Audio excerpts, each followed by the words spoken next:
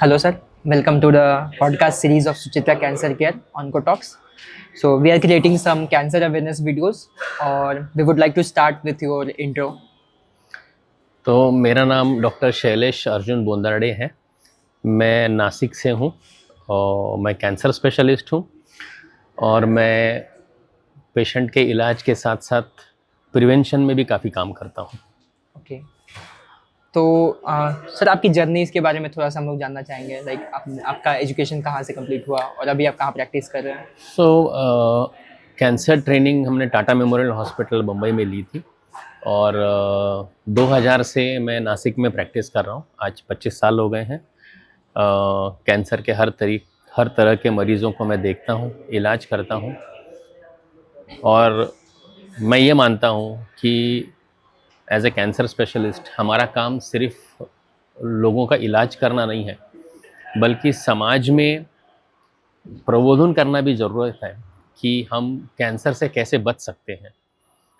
क्योंकि मेरा मानना है कि prevention is always better than cure.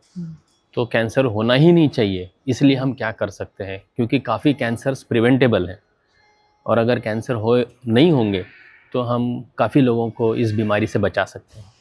Correct. क्योंकि आज हम बात करने वाले हैं ओरल कैंसर पे। तो मतलब सबसे पहले तो आम भाषा में ओरल कैंसर है क्या, और मतलब कौन सा बॉडी पार्ट सबसे ज़्यादा इफेक्टेड होता है इससे? कुछ लोग इसे ओरल कैंसर कहते हैं, कुछ लोग उसे हेड एंड नेक कैंसर्स कहते हैं। ये कैंसर्स मुंह में, जो मुंह के भाग हैं, जैसे जीभ है, गाल है, गम्स हैं और उसके साथ साथ गला है, इन सब भाग के जो कैंसर्स हैं इनको हम हेड एंड नेक कैंसर्स बोलते हैं। ये एक कैटेगरी में आता है जिसको हम हेड एंड नेक कैंसर्स बोलते हैं। ये कैंसर्स हमारे देश में नंबर 1 कैंसर है और इसका प्रमुख कारण है तंबाकू व तंबाकू जैसे पदार्थों का सेवन। और करीबन 80 से 85% जो ओरल कैंसर्स हैं, ये हेड एंड नेक कैंसर्स हैं, इसका कारण तंबाकू या तंबाकू जैसे पदार्थों का सेवन करना है। तो ये प्रिवेंटेबल कैंसर है, इसमें से काफ़ी लोगों को हम बचा सकते हैं। सर, क्या अर्ली साइंस एंड सिम्टम्स है इस कैंसर के? सबसे पहले तो इसमें मैं 2 भागों में इसको डिवाइड करना चाहूँगा।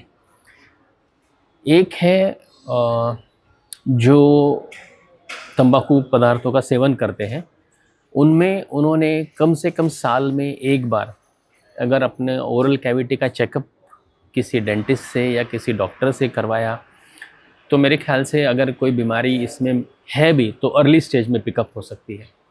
क्योंकि बाकी के जो लक्षण हैं वो काफ़ी आगे जाने के बाद आते हैं, जिनमें कुछ पेशेंट्स का मुंह खुलता नहीं है, मुंह जिसको हम ट्रिस्मस बोलते हैं। तो जो फ्लेक्सिबिलिटी रहती है माउथ ओपनिंग की वो चले जाती है, क्योंकि अंदर से फाइब्रोसिस हो जाता है, जिसको सब म्यूकस फाइब्रोसिस बोलते हैं। या फिर कोई जख्म है जो मुंह में किसी भी एरिया में है, जो जख्म 6 हफ्ते 8 हफ्ते से भर नहीं रही है, या किसी जख्म से ब्लीडिंग है, या गले में गांठ है जो आपको दिख रही है, ऐसे कोई भी लक्षण हो तो उनका जांच कराना ज़रूरी है।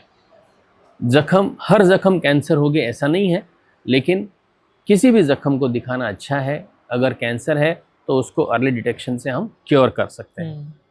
तो ये जो माउथ अल्सर होते हैं और हॉर्डनेस होते हैं, मतलब क्या स्टेज ऑफ पॉइंट होना चाहिए कि उसके बाद हम उसको सीरियसली मतलब लेके उसको हमें हर लीजन को सीरियसली लेना है। मैं ऐसा नहीं कहूँगा कि ये बड़ा होने के बाद उसको सीरियसली लेना चाहिए। कोई भी जख्म जो 6 हफ्ते या 8 हफ्ते से मुंह में भर नहीं रही है, उसको आपको सीरियसली लेना है। मैं तो कहूँगा कि कोई भी जख्म जो कभी भी आपको दिखे, उसे दिखा लो, किसी डॉक्टर या किसी जानकार व्यक्ति को, डेंटिस्ट को दिखा लो, ताकि हम देखने के बाद ये पता कर सके कि इसकी आगे की जांच करना ज़रूरी है, जैसे बायोप्सी है, स्कैन्स हैं, या ये मामूली ज़ख्म है जो अपने आप भर जाएगी। तो वो जो अनुभवी आंखें हैं वो पक्का पता कर पाएंगी इसको। करेक्ट। कंजम्पशन ऑफ अल्कोहल का भी कुछ रोल है इस कैंसर में? देखिए, अल्कोहल तो मैं कहूँगा कि है एज ए इटियोलॉजिकल एजेंट, लेकिन मेन रीज़न जो है वो तंबाकू या तंबाकू जैसे पदार्थों का सेवन है। ओके। अगर कोई टोबैको कंज्यूम कर रहा है काफ़ी लंबे समय से, और उसके बाद उसको वो क्विट कर देता है। तो is there possibility of having the cancer like oral cancer? देखो, कहते हैं सुबह का भूला शाम को घर आए, तो उसे भूला नहीं कहते हैं। तो ऐसे परिस्थिति में जो ये सब त्याग देता है, छोड़ देता है, उसमें बीमारी आने के चांसेस कम हो जाते हैं, ये पक्का है। या जो ट्रीटमेंट ले रहा है, अगर ट्रीटमेंट चालू करने के बाद ये सब बंद कर दिया है तो उसमें रिजल्ट्स बेहतर रहते हैं।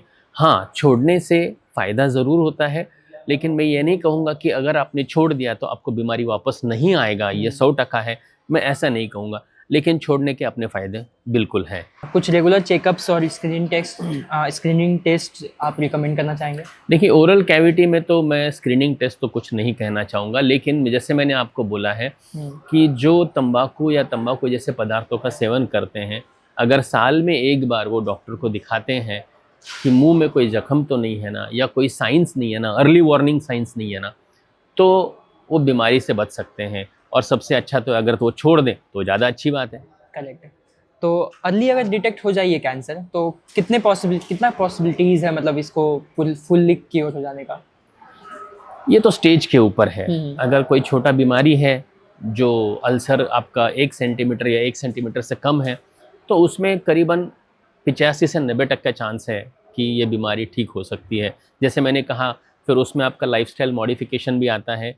आपने जिन चीज़ों की वजह से बीमारी हुई है, आपको वो छोड़ना ज़रूरी है, वरना ये सब किए कराए पे पानी फेर देगी। करेक्ट। तो लाइक कैंसर एक बहुत बड़ा सेटबैक हो जाता है हम लोगों के लिए, जब मतलब सुनते ही लोग मतलब वो डिस्ट्रक्शन टाइप का हो जाता है। तो क्या ट्रीटमेंट ऑप्शंस अवेलेबल हैं मतलब इस हेड एंड नेक कैंसर के मैं लिए? तो हमेशा, जैसे आपको भी पहले बताया कि मैं पहले तो यही कहूँगा कि प्रिवेंशन करना चाहिए। ठीक है, हम इलाज के बारे में तो बात करेंगे, लेकिन प्रिवेंशन इज़ अ मस्ट। और बहुत बड़ा इंसिडेंस है, बहुत बहुत ज़्यादा पेशेंट्स हम देखते हैं और बहुत यंग पेशेंट्स देखते हैं। तो ये सब बातें हमारे लिए अच्छी नहीं है। अनफॉर्चुनेटली भारत को capital of head and neck cancers बोलते हैं दुनिया का। ये तो बहुत बुरी बात है हमारे लिए और हमारे देश के लिए। तो हमको प्रिवेंशन करना है, फिर हम क्योर के बारे में भी सोचेंगे। और प्रिवेंशन के लिए गवर्नमेंट ने बहुत अच्छा कानून भी लाया है। इस कानून का नाम है COTPA, COTPA, cigarette and other tobacco product act, जिसके अंदर गवर्नमेंट ने कुछ रूल्स एंड रेगुलेशंस डाले हैं। मैं उदाहरण के तौर पे बताऊंगा, जैसे आपको भी सबको पता है, पब्लिक प्लेस पे आप स्मोकिंग नहीं कर सकते हो, सिगरेट टोबैको नहीं खा सकते हो। आप देखोगे कि पैकेट्स के ऊपर बड़े बड़े फ़ोटो लगाए जाते हैं ताकि लोगों को समझ में आए कि इसकी वजह से ऐसे हो सकता है। स्कूल के कितने दायरे में बेचा जा सकता है या नहीं बेचा जा सकता है, इसके ऊपर नियम आए हैं। साथ में बच्चों को नहीं आप बेच सकते हो। ये ऐसे बहुत सारे नियम सरकार ने लाए हैं जो रियली एक अच्छा एग्जाम्पल सेटअप करता है कि हम इसको प्रिवेंट करना चाहते हैं। हम चाहते हैं कि कम से कम लोग इसको खाएं जिससे बीमारी लोगों को ना हो। और साथ में उसका इलाज के लिए भी आज हम जानते हैं कि हमारे देश में काफ़ी लोग ये इलाज अफोर्ड नहीं कर पाते हैं।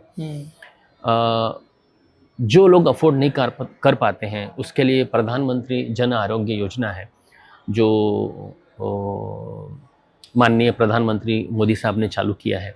इसके अंदर काफ़ी लोग आज इसका इलाज करवा रहे हैं और ठीक भी हो रहे हैं। तो इसमें सबसे इम्पॉर्टेंट इलाज है सर्जरी का। सर्जरी, साथ में रेडिएशन, और किसी पेशेंट को कीमोथेरेपी भी दी जाती है।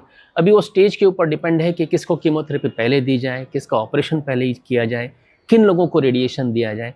तो उसके लिए एक मल्टीडिसिप्लिनरी टीम होती है, जिसके अंदर सर्जन होता है, रेडिएशन ऑन्कोलॉजिस्ट होता है, मेडिकल ऑन्कोलॉजिस्ट होता है।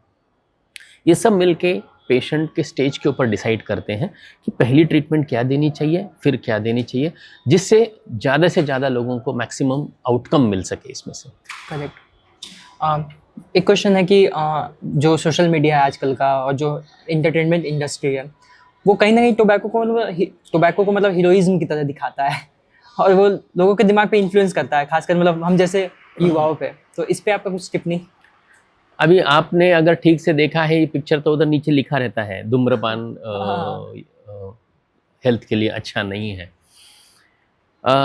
ये तो मैं मानता हूँ ये गलत बात है, लेकिन किसी किरदार को दिखाने के लिए शायद उनको ये करना पड़ता हो, किसी किरदार के कुछ एक्टिविटीज़ दिखाने के लिए उनको शायद ये करना पड़ता हो।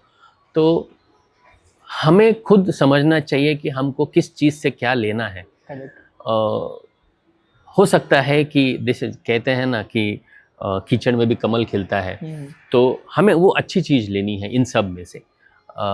गवर्नमेंट ने ये कंपलसरी किया है कि अगर आप ऐसा कुछ दिखाते हो तो उसके नीचे फुट लाइन आती है कि ये हम मतलब ये हेल्थ के लिए अच्छा नहीं है और इससे दूर रहना चाहिए। तो ये किरदार के लिए करना पड़ता होगा, ऐसा मेरा कहना है। बट हम इसको पूरी तरह से दूर नहीं कर सकते हैं। सो हम सोचेंगे इसमें से अच्छा क्या है वो हमको लेना चाहिए। Any last message for your patients from low resource setting area जहाँ रिसोर्सेज हॉस्पिटल्स का बहुत कमी है, like the UP Bihar region? नहीं, उसको तो जैसे मैंने आप बोला कि मैं हमेशा ये चाहता हूँ कि हमें प्रिवेंशन की तरफ ज़्यादा ध्यान देना चाहिए, है ना, ताकि ये बीमारी नहीं हो। ये बीमारी हो गई और जैसे हेड एंड नेक कैंसर्स है, वैसे हमारे देश में दूसरे कॉमन कैंसर सर्वाइकल कैंसर्स हैं। उसके लिए फिर से गवर्नमेंट आगे आया है, उन्होंने वैक्सीनेशन का ड्राइव चालू किया है। तो गवर्नमेंट अपना पार्ट कर रही है। अब हमारा काम है कि हमें भी कुछ करना है। हर चीज़ के लिए हम दूसरों पर डिपेंड नहीं रह सकते हैं, है ना, कि कोई और हमारे लिए करे। तो जो हम कर सकते हैं वो हमें करना चाहिए और करने जैसा है। ये कोई बड़ी मुश्किल बात नहीं है। अपनी आदतें अगर अच्छी रहेगा, अपना डाइट अच्छा रहेगा, खान पान अच्छा रहेगा, रेगुलर एक्सरसाइज योगा अगर हम करेंगे तो सिर्फ कैंसर नहीं, बाकी बीमारियों से भी हम दूर रह सकते हैं। सो ये हमें करना है, हमारे लिए दूसरा कोई नहीं करने वाला है। Thank you sir, thank you so much. Thank you, धन्यवाद।